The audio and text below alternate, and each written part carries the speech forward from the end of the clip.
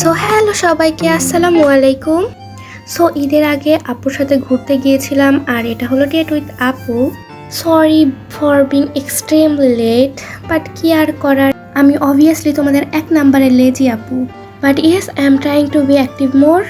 My inner self be like বাহ বাহ, দেখবো না কতটা পারিস। তো ইয়েস, আজাইরা প্যাচাল বাদ দিয়ে let's jump to the video.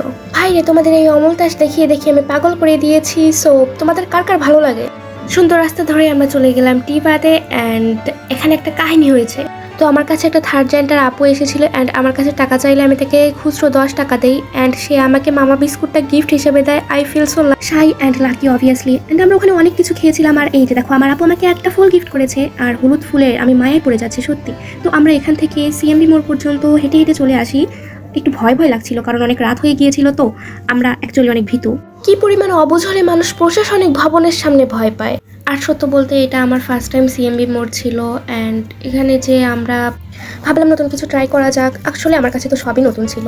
তো পুরি আর গরম মিষ্টি আমার কাছে অনেকটা কনফিউজিং লেগেছে, ঝাল আর মিষ্টি একসাথে, তো তাই হয়তো।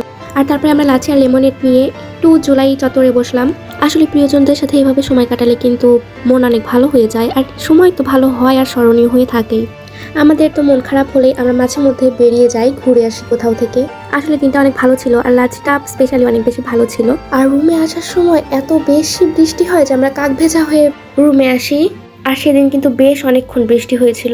আর সকালে আমরা এত এক্সাইটেড ছিলাম যে এক কাপ কফি খেয়ে আমরা রওনা দিয়ে পড়ি। জীবনে প্রথমবার স্বপ্ন যাবে বাড়ি, আমার এমন ফিল হচ্ছিল।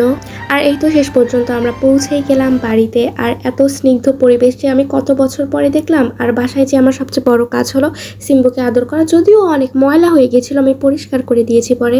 তো পরবর্তী ভিডিওগুলো খুব তাড়াতাড়ি আনতে যাচ্ছে। এতক্ষণ ধৈর্য ধরে দেখার জন্য অনেক থ্যাংক ইউ অ্যান্ড বাই। আল্লাহ হাফিজ সবাইকে।